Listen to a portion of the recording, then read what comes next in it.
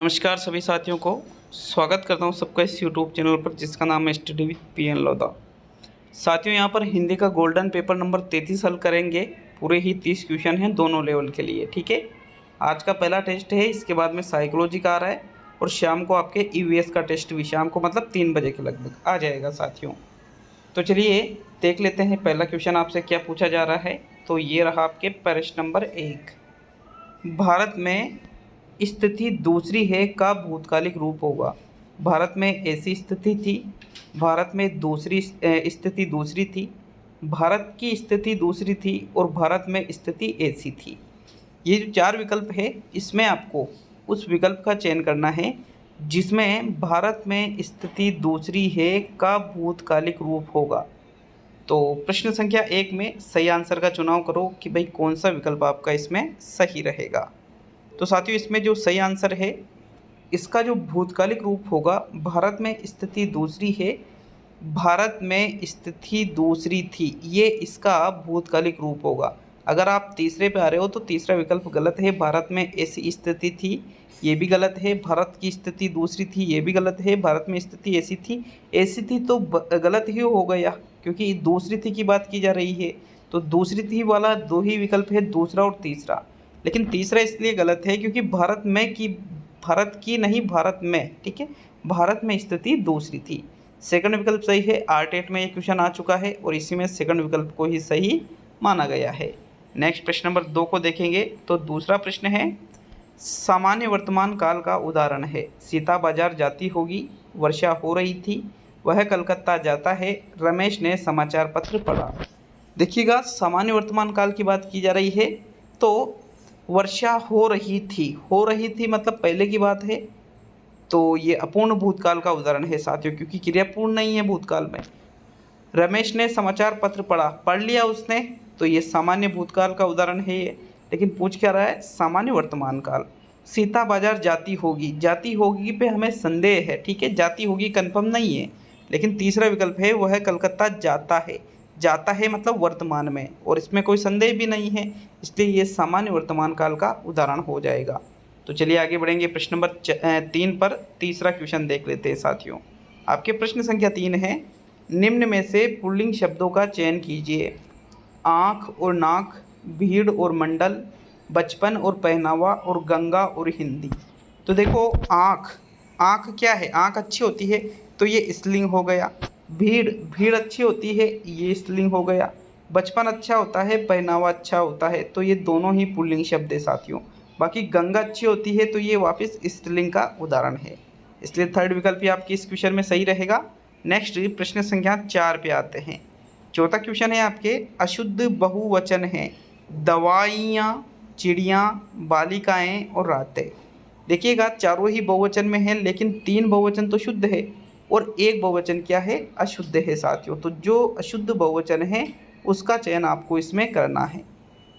देखिएगा, प्रश्न संख्या 4 में जो आपके सही आंसर है वो है दवाइयाँ, क्योंकि दवाइयाँ जो शब्द है, दवाई शब्द में तो जब हम यहाँ प्रत्यय लगाते थे साथियों तो शब्द दवाइयाँ बनता है, तो उसको इस प्रकार से लिखा जाता है, दवाइयाँ, इस प्रकार से, क्योंकि प्रत्यय इयाँ होता है। ठीक है, विकल्प नंबर आपका 1 सही है प्रश्न नंबर 4 में। नेक्स्ट आगे बढ़ेंगे प्रश्न संख्या 5 पर। तो 5वां क्वेश्चन देख लेते हैं क्या पूछा जा रहा है 5वें प्रश्न में। छत्र छाया में अशुद्धि का कारण है। संधि, समास, उपसर्ग और प्रत्यय। तो देखो, छत्र छाया कैसे लिखा जाता है, इस प्रकार से, छत्र और यहाँ चे लगता है बीच में आधा और छाया। तो यहाँ पर ये जो चे नहीं लग रहा है, ये चे किसके कारण आता है, संधि के कारण आता है साथियों। तो मतलब इसमें संधि संबंधी अशुद्धि है। विकल्प नंबर आपका 1 सही है प्रश्न नंबर 5 में। नेक्स्ट प्रश्न संख्या 6 को देखेंगे। तो आपके 6वां क्वेश्चन, गलत विलोम शब्द है। सृष्टि का प्रलय, वृद्धि का हास, ह्रस्व का दीर्घ और हष्ट का पुष्ट। तो गलत विलोम शब्द आपको यहाँ पर देखना था प्रश्न नंबर 6 में। देखो, सृष्टि का प्रलय ही होता है, ठीक है। वृद्धि मतलब बढ़ना, हास मतलब कमी, तो ये भी सही है। ह्रस्व का दीर्घ ही होता है, लेकिन हष्ट पुष्ट, साथियों हष्ट का पुष्ट नहीं होता है, हष्ट पुष्ट तो दोनों समानार्थी है। विकल्प नंबर आपका 4 सही रहेगा प्रश्न संख्या 6 में। नेक्स्ट प्रश्न नंबर 7 पे आते हैं। तो 7वां क्वेश्चन देख लेते हैं। ये रहा आपके प्रश्न नंबर 7। आशातीत में, एक सेकंड रुकना थोड़ा, ये रहा 7वां क्वेश्चन। आशातीत में कौन सा समास है? बहुव्रीहि समास, द्वंद्व समास, द्विगु समास और तत्पुरुष समास। साथियों, आशातीत की अगर हम बात करें तो द्वंद्व और द्विगु तो इसमें नहीं दिख रहा है। अब एक तो बहुव्रीहि दिख रहा है या फिर तत्पुरुष, दोनों में से एक हो सकता है। दिख रहा है क्या मतलब? हो सकता है, दिख तो नहीं रहा है, दिख तो एक तो गलत है फिर दिखने में। तो देखो, बात करें आशातीत की तो आशा से अतीत, आशा से परे। साथियों, आशा से अतीत यहाँ पर तत्पुरुष समास का उदाहरण है। विकल्प नंबर आपका 4 सही है प्रश्न नंबर 7 में। नेक्स्ट प्रश्न नंबर 8 को देखेंगे तो आपके 8वें क्वेश्चन में क्या पूछ रहा है? संधि की दृष्टि से बेमेल है। ठीक है, संधि की दृष्टि से बेमेल आपको ढूंढना है। परस्पर, पुनरुद्धार, नीरस और अनुच्छेद। साथ ही बात करें संधि की दृष्टि से बेमेल की तो इनमें से कौन सा शब्द बेमेल है? एक बार थोड़ा दिमाग लगा लीजिएगा, थोड़ा सोच लीजिएगा, फिर उसके बाद में इसका उत्तर दीजिएगा। साथियों देखो, इसका राइट आंसर है अनुच्छेद, क्योंकि यहाँ पर अनुच्छेद में व्यंजन संधि है। कौन सी है? व्यंजन। परस्पर, परह प्लस पर परस्पर बनता है। पुनः प्लस उद्धार पुनरुद्धार बनता है। निह प्लस रस निरस बनता है। तीनों में ही विसर्ग है, लेकिन अनुच्छेद में कौन सी है? व्यंजन है। इसलिए आपके चौथा विकल्प संधि की दृष्टि से क्या रहेगा? बेमेल। तो चलिए आगे बढ़ेंगे प्रश्न संख्या 9 पर। 9वां प्रश्न आपके प्रश्न संख्या 9, ये देखिएगा 9वें क्वेश्चन को। उस विकल्प का चुनाव कीजिए जिसमें एकाधिक उपसर्गों का प्रयोग नहीं हुआ है। निराकरण, अनाहार, संगठित और व्याकरण। तो बताइए भाई, कौन सा विकल्प आपके प्रश्न संख्या 9 में सही रहेगा? एक बार वापस प्रश्न को देख लीजिए, समझाऊंगा नहीं प्रश्न को, क्योंकि समझाने से फिर क्वेश्चन ईजी हो जाता है। तो देखो, मुझे कठिन भी नहीं करना है, लेकिन वहाँ कोई समझाने वाला नहीं है ना, समझाने की सुविधा पेपर में थोड़ी होती है, इसलिए नहीं समझाऊंगा साथियों। तो पहला आंसर बता दीजिए, राइट आंसर देख लेते हैं। आपके विकल्प नंबर 3 सही है। कैसे है? क्योंकि उस विकल्प का हमें चुनाव करना था जिसमें एकाधिक उपसर्गों का प्रयोग नहीं हुआ है, मतलब एक से अधिक उपसर्गों का प्रयोग नहीं हुआ है। तो निराकरण में एक तो निर उपसर्ग है और एक आ उपसर्ग है साथियों। अनाहार में एक तो अन उपसर्ग है और एक आ उपसर्ग है। व्याकरण की बात करें तो व्याकरण में भी वि उपसर्ग है और आ उपसर्ग है। लेकिन आपके इसमें एक ये शब्द आ रहा है, कौन सा? संगठित। तो संगठित का विच्छेद होता है सम प्लस घटित, शब्द क्या बन जाता है? संगठित, जिसमें सिर्फ सम ही उपसर्ग है, एक ही है। तो एकाधिक उपसर्ग का प्रयोग इसमें नहीं हुआ है। एकाधिक मतलब एक से अधिक उपसर्ग का प्रयोग इसमें नहीं हुआ है, इसलिए थर्ड विकल्प 9वें प्रश्न में सही है। तो चलिए 10वें क्वेश्चन की ओर बढ़ते हैं। आपके 10वां प्रश्न, इनमें से कौन सा शब्द सदैव, एक सेकंड रुकना वापिस, ये देखिए दिख रहा है प्रश्न सभी को। इनमें से कौन सा शब्द सदैव एक वचन में प्रयुक्त होता है? जनता, दाम, लोग और हस्ताक्षर। तो 3 विकल्प तो ऐसे हैं जो सदैव एक वचन में नहीं रहते हैं, लेकिन एक विकल्प ऐसा है जो कि सदैव एक वचन में रहता है। आरबीएससी की किताबों से है प्रश्न यह साथियों। देखिएगा, सदैव एक वचन की बात की जा रही है तो जनता शब्द जो है ये सदैव एक वचन में प्रयुक्त होता है। दाम, लोग और हस्ताक्षर, ये तीनों सदैव बहुवचन में प्रयुक्त होते हैं साथियों। विकल्प नंबर आपका 1 सही है इस प्रकार से प्रश्न संख्या 10 में। नेक्स्ट आगे बढ़ेंगे प्रश्न नंबर 11 पर। तो 11वें क्वेश्चन को देख लेते हैं। लिंग की दृष्टि से बेमेल शब्द का चयन कीजिए। मित्र, सूचना, उपहार और अध्यायी। बताइए 11वें क्वेश्चन में कौन सा विकल्प आपका सही रहेगा? तो देख लीजिए वापस एक बार अच्छे से प्रश्न को, और फिर उसके बाद में ही उत्तर दीजिएगा इसका। देखो, राइट आंसर है आपके विकल्प नंबर 3, उपहार, अध्याय, सूचना, मित्र में से विकल्प नंबर 3 क्या? सॉरी, एक बार देख लेते हैं। आपने सोच लिया होगा, मैंने थोड़ा ध्यान नहीं रखा, तो एक बार देख लेते हैं इसको। लिंग की दृष्टि से बेमेल, तो मित्र अच्छा होता है, सूचना अच्छी होती है, उपहार अच्छा होता है, अध्याय अच्छा होता है। तो ये सूचना जो है ये स्त्रीलिंग का उदाहरण है, बाकी मित्र, उपहार और अध्याय पुल्लिंग के उदाहरण है। तो फिर तीसरा नहीं, इसमें दूसरा विकल्प सही रहेगा साथियों, सूचना। ठीक है, 11वें क्वेश्चन में सेकंड विकल्प आपके बिल्कुल सही है। नेक्स्ट 12वें क्वेश्चन को देख लेते हैं। आपके प्रश्न संख्या 12, इनमें से कौन सा वाक्य साधारण है? साधारण या सरल वाक्य कौन सा है? कीजिए चुनाव। बालक रोया और चुप हो गया। जो व्यक्ति स्वावलंबी होते हैं वे सदैव सुखी रहते हैं। सच बोलने वाले व्यक्ति को कोई डरा नहीं सकता। वर्षा होने लगी इसलिए वह देर से पहुंचा। तो देखो एक वाक्य इनमें से साधारण है, उसी साधारण वाक्य का आपको चुनाव करना है। तो सोच लिया होगा, देख लिया होगा प्रश्न को अच्छे से, और अब आंसर देख लेते हैं इसका। तो साथियों राइट आंसर है विकल्प नंबर 3। सच बोलने वाले व्यक्ति को कोई डरा नहीं सकता। ये एक साधारण वाक्य का उदाहरण है, क्योंकि ये न तो जुड़ रहा है न अलग हो रहा है, न किसी पे आश्रित है। पहला विकल्प जो है, बालक रोया और चुप हो गया, तो ये दोनों अलग अलग वाक्य है, और बीच में आ रहा है ये संयुक्त वाक्य का उदाहरण है साथियों। जो व्यक्ति स्वावलंबी होते हैं वे सदैव जोश और वे से जुड़ रहा है, तो वे ये मिश्र वाक्य का उदाहरण है। वर्षा होने लगी इसलिए वह देर से पहुंचा, तो साथियों ये एक संयुक्त वाक्य का उदाहरण है। यहाँ पे आपको साधारण देखना था, तो ओनली थर्ड विकल्प आपके 12वें प्रश्न में सही है। नेक्स्ट आगे बढ़ेंगे प्रश्न संख्या 13 पर। 13वां प्रश्न, निम्नलिखित में से किस एक का लिंग परिवर्तन हिंदी भाषा में प्रचलित नहीं है? चाचा, बहन, कोयल और भैंसा। तो देखो 4 विकल्प आपके सामने हैं। नॉर्मली आपको यही देखना था कि भाई हिंदी भाषा में किसका लिंग परिवर्तन सामान्य रूप से प्रचलित नहीं है साथियों। तो राइट आंसर क्या रहेगा? कोयल। थर्ड विकल्प आपके सही है। अब 1 मिनट, थोड़ा डाउटफुल क्वेश्चन है, समझ लेते हैं। चाचा का हो जाता है चाची, बहन का हो जाता है भाई, इन दोनों का तो क्लियर है। भैंसा का भैंस हो जाती है साथियों, ठीक है। भैंसा जो शब्द है वो पुल्लिंग के लिए प्रयुक्त होता है और भैंस स्त्रीलिंग के लिए। लेकिन कोयल जो शब्द है, हाँ इसका मादा कोयल नर कोयल इसका हो जाता है, लेकिन साथियों नॉर्मली ऐसा नहीं, नर कोयल कोई नहीं कहता है। इसलिए आपके थर्ड विकल्प जो है इसको सही माना जाएगा। चाहे तो इस क्वेश्चन पे बोनस भी मिल सकता है, लेकिन आप इसके लिए कमेंट कर दीजिए कि क्या वास्तव में बोनस देने लायक है या फिर कोयल ही सही आंसर है। बाकी तीनों का तो हो रहा है क्लियर, है ना। तो चलिए प्रश्न नंबर 14 पे आते हैं। 14वां प्रश्न, उसकी छोटी बहन बहुत बीमार है, पदबंध है। तो देख लीजिए कहाँ क्या आपको देखना है। संज्ञा पदबंध है, क्रिया पदबंध है, विशेषण पदबंध है और क्रिया विशेषण पदबंध है। तो साथियों देखिएगा, रेखांकित भी हो रहा है वाक्य, तो थोड़ा उसको देख लेंगे। वाक्य क्या है? उसकी छोटी बहन बहुत बीमार है। अब यहाँ पर छोटी शब्द क्या एक विशेषण शब्द है, तो इसलिए ये एक विशेषण पदबंध का उदाहरण रहेगा। थर्ड विकल्प आपके कौन सा प्रश्न है साथियों? ये प्रश्न नंबर 14, इसमें सही रहेगा विशेषण पदबंध, कोई डाउट नहीं है इसमें भी। तो चलिए प्रश्न नंबर 15 पे आते हैं। 15वां क्वेश्चन। 15वां क्वेश्चन थोड़ा अच्छे से देखिएगा। यद्यपि रेल यात्रा में पर्याप्त सतर्क रहते हैं, तथापि लखनऊ के स्टेशन पर किसी ने उनसे 50 रुपये ठगकर उनकी यहाँ रिक्त स्थान है। उचित मुहावरे का वाक्य में आपको प्रयोग करना है।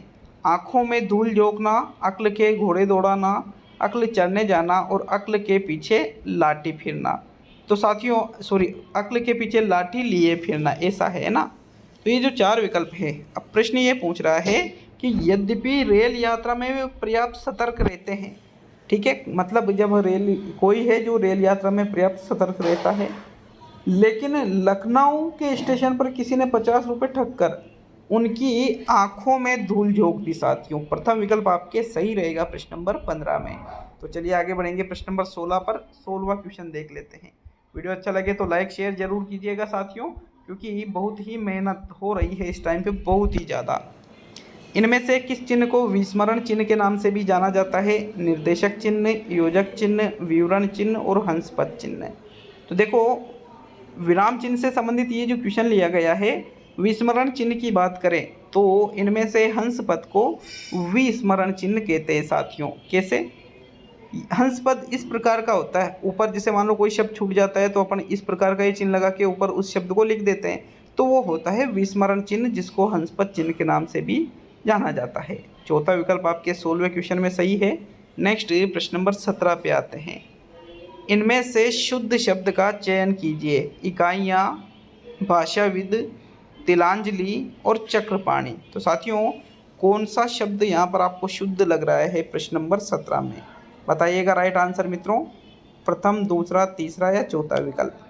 तो देखिएगा एक शब्द है इकाइयाँ। इकाइयाँ एक अशुद्ध शब्द है, क्योंकि इसका प्रश्न तो पहले भी आ चुका है। इस प्रकार से इकाइयाँ लिखा जाता है, ठीक है। फिर दूसरा शब्द है भाषाविद। तो भाषाविद जब हम लिखते हैं भाषाविद, इस प्रकार यहाँ हलंत लगता है साथियों इसमें, इसलिए ये भी अशुद्ध हो गया। शब्द लिखते हैं तिलांजलि, जो कि बिल्कुल शुद्ध है। अगर आप इसमें ल में बड़ी की मात्रा लगाते हैं तो वो गलत हो जाता है। तिलांजलि को ऐसे लिखा जाता है अर्थात यही शब्द शुद्ध है।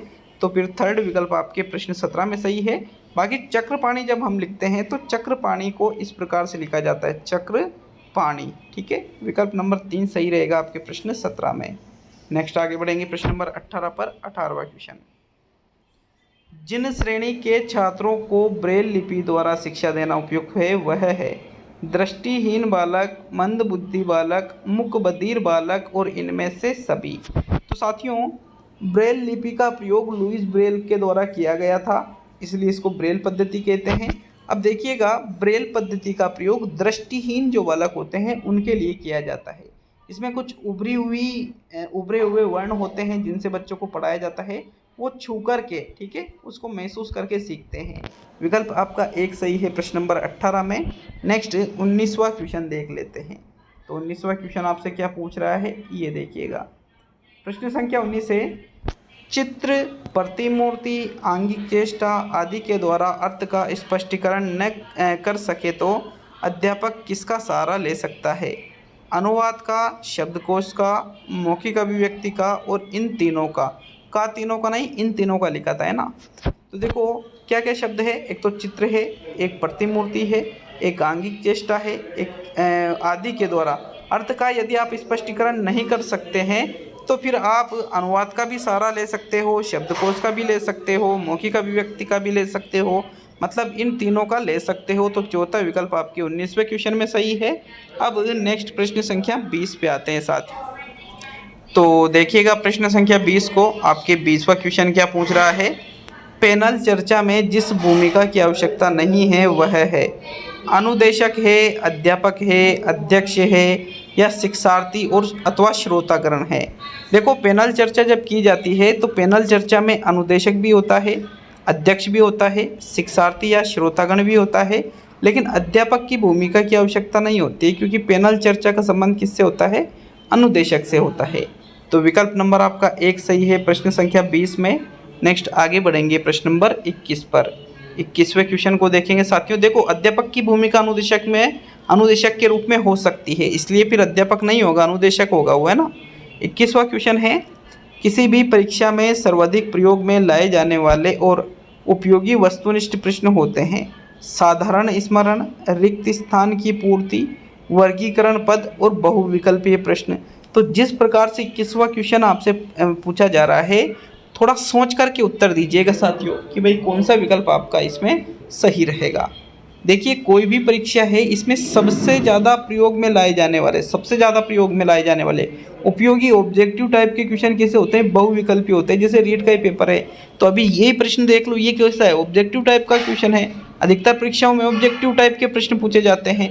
रिक्त स्थान, साधारण स्मरण, वर्गीकरण वाले तो बहुत ही कम होते हैं साथियों, इसलिए चौथा विकल्प आपके प्रश्न नंबर 21 में सही रहेगा। तो चलिए आगे बढ़ेंगे प्रश्न नंबर 22 पर। 22वां क्वेश्चन देखेंगे, उपचारात्मक शिक्षण की प्रक्रिया कब तक चलती रहनी चाहिए? कब तक चलती रहनी चाहिए, यहाँ पर कब तक चलती अलग अलग होना चाहिए था। जब तक छात्रों का पिछड़ापन दूर ना हो जाए, जब तक छात्र रुचि न ले, जब तक विद्यालय में समय मिले और जब तक अन्य अध्यापक कक्षा में न आए। तो भैया ऐसा तो है नहीं कि जब तक अन्य अध्यापक कक्षा में नहीं आएंगे तब तक चलती रहनी चाहिए, गलत है ये। जब विद्यालय में समय मिले, जब तक विद्यालय में समय मिले तब तक भी नहीं, जब तक छात्र रुचि न ले तब तक भी नहीं, बल्कि जब तक छात्रों का पिछड़ापन दूर ना हो जाए तब तक उपचारात्मक शिक्षण की प्रक्रिया चालू रहना चाहिए साथियों। विकल्प नंबर आपका एक सही है प्रश्न नंबर 22 में। नेक्स्ट आगे देखेंगे प्रश्न नंबर 23 को। तो 23वां क्वेश्चन देख लेते हैं, निम्न में से अध्यापन कौशलों में सम्मिलित नहीं है पाठ्य स्थापना कौशल, लेखन कौशल, प्रश्न कौशल और श्यामपट्ट कौशल। देखो, अध्यापन कौशल जब हमें सिखाए जाते थे तो साथियों अध्यापन कौशल के अंतर्गत हमें प्रश्न कौशल भी सिखाए जाते थे कि भाई किस प्रकार से प्रश्न पूछना है। श्यामपट्ट कौशल भी सिखाया गया था कि किस प्रकार से श्यामपट्ट पर लिखना चाहिए। पाठ्य स्थापना कौशल भी सिखाया गया था, लेकिन साथियों लेखन कौशल जैसी कोई चीज़ अध्यापन कौशलों में नहीं होती है। विकल्प नंबर जो 2 है वो आपका सही आंसर रहेगा प्रश्न नंबर 23 में। नेक्स्ट प्रश्न नंबर 24 पे आते हैं। तो चलिए 24वें क्वेश्चन को देख लेंगे। वाचिक अभिनय द्वारा शिक्षण का अर्थ है अध्यापक द्वारा नाटक का वाचन करना ही वाचिक अभिनय है। एक छात्र द्वारा नाटक का वाचन करना वाचिक अभिनय है। कई विद्यार्थियों द्वारा विभिन्न पात्रों के संवाद बोलना और अध्यापक के द्वारा नाटक का अभिनय करना।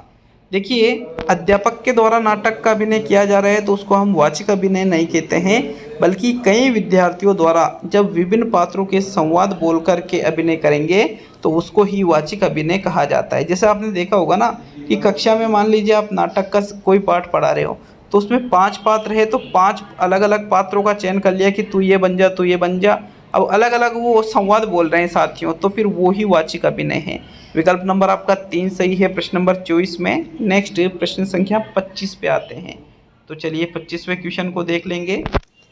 निम्न में से दृश्य श्रव्य सामग्री का गुण नहीं है। सामग्री सुंदर व आकर्षक होनी चाहिए। सामग्री का आकार कम से कम इतना होना चाहिए कि कक्षा के सभी बालक उसे देख सके। सामग्री छात्रों में जिज्ञासा जागृत करने वाली होनी चाहिए और सामग्री में अत्यधिक बातों का संकलन होना चाहिए। तो साथियों, दृश्य श्रव्य सामग्री का जो गुण नहीं है उसको आपको देखना है कि भाई 25वें क्वेश्चन में आपके कौन सा विकल्प सही रहेगा। तो सोच लीजिए, इसके लिए आपको 10-5 सेकंड का टाइम मिल जाएगा, लेकिन फिर सही उत्तर आपका होना चाहिए साथियों। तो चलिए बताइए कि भाई कौन सा विकल्प दृश्य श्रव्य सामग्री का गुण नहीं रहेगा। यहाँ पर दृश्य श्रव्य सामग्री का जो गुण नहीं है वो है सामग्री में अत्यधिक बातों का संकलन होना चाहिए। क्योंकि साथियों, अत्यधिक बातें रहेगी ऐसा कोई ज़रूरी नहीं है, कम शब्दों में भी तो हम ज़्यादा चीज़ें समझा सकते हैं। इसलिए चौथा विकल्प आपके 25वें क्वेश्चन में सही रहेगा। बाकी अगर किसी को लग रहा है कि पहला है तो कमेंट कर सकते हैं। नेक्स्ट प्रश्न संख्या 26 पे आते हैं। तो चलिए 26वें क्वेश्चन की ओर बढ़ते हैं।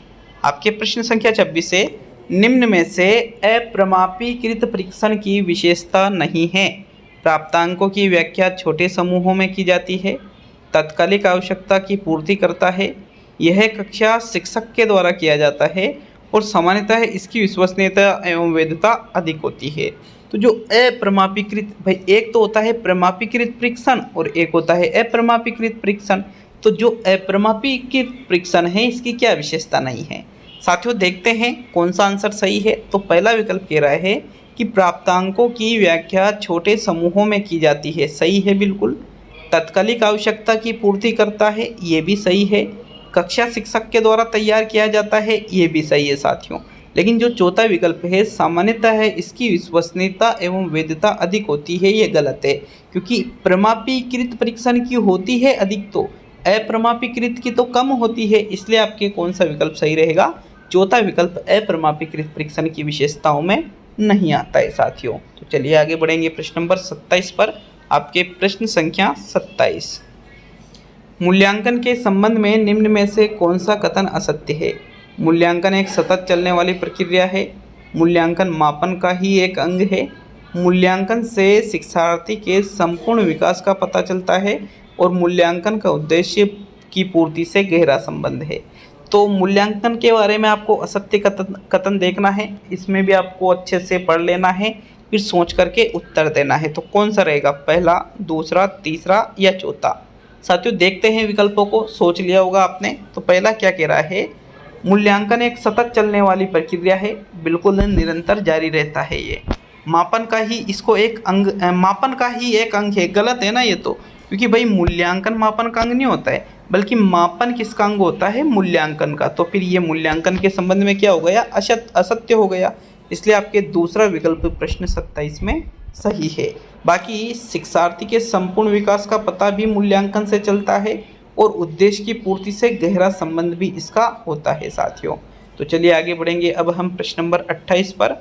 आपके 28वां प्रश्न, लेखन कौशल विकसित करने के लिए निम्न में से किस विधि में बिंदु बिंदु से वर्णाकृति बनाकर अभ्यास कराया जाता है?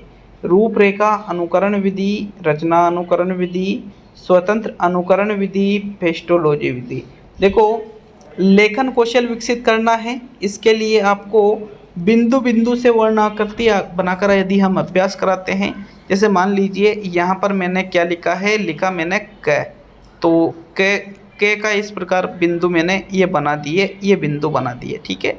अब बच्चे से कहा कि भाई इन बिंदुओं को मिलाओ, तो बिंदु ये मिला के बिंदु मिला के और ये क्या बना दिया, क्या बना दिया साथियों। मतलब अच्छे से बनाएगा वो तो एक मैं बता रहा हूँ। तो फिर हम इसको क्या कहेंगे, रूपरेखा अनुकरण विधि के नाम से जानते हैं। विकल्प नंबर 1 सही है प्रश्न नंबर 28 में। नेक्स्ट आगे बढ़ेंगे प्रश्न नंबर 29 पर। तो चलिए सेकंड लास्ट क्वेश्चन देख लेते हैं, लेकिन वीडियो अच्छा लगे तो लाइक करके जाइएगा। जितने क्वेश्चन सही हुए हैं कमेंट करके जाइएगा, और 30 में से मान लो 1-2 प्रश्न में अगर आपको डाउट है तो उसके लिए भी आप कमेंट कर सकते हो साथियों, ठीक है। तो देख लेते हैं आपके 29वें क्वेश्चन को। लेखन कुशलता का विकास करने में सबसे कम महत्वपूर्ण है आंखों देखी घटनाओं को लिखना, प्रतिलिपि, अधूरी कहानी को पूरा करना और कहानी, कविता आदि का सृजनात्मक लेखन। देखिएगा, लेखन कुशलता का विकास आपको करना है तो सबसे कम इम्पोर्टेंस क्या रहेगा, आंखों देखी घटनाओं को लिखेंगे तो उससे भी अधूरी कहानी को पूरा करना, कहानी, कविता आदि का सृजनात्मक लेखन, ये चीज़ें साथियों हमारी जो हमारा जो अधिगम है उसको दर्शाता है। लेकिन प्रतिलिपि में तो वैसा का वैसा ही लिखना होता है, दिमाग लगाने की ज़रूरत नहीं है, इसलिए ये सबसे कम महत्वपूर्ण है। तो दूसरा विकल्प आपके 29वें क्वेश्चन में सही है। अब आज का अंतिम और 30वां क्वेश्चन देख लेते हैं, आपसे क्या पूछ रहे हैं साथियों। प्रश्न संख्या 30। देखो, इसके बाद में साइकोलॉजी का भी वीडियो आ रहा है तो उसको भी जरूर देखिएगा। पाठ्य वस्तु का भावपूर्ण पठन केवल कविताओं पर ही लागू होता है, पठन का एकमात्र आदर्श रूप है, पठन की पहली और अनिवार्य शर्त है और अर्थ को समझने में मदद करता है। तो देखो, जो पाठ्य वस्तु का भावपूर्ण पठन हम करते हैं मित्रों, कौन सा विकल्प आपका सही रहेगा प्रश्न संख्या 30 में।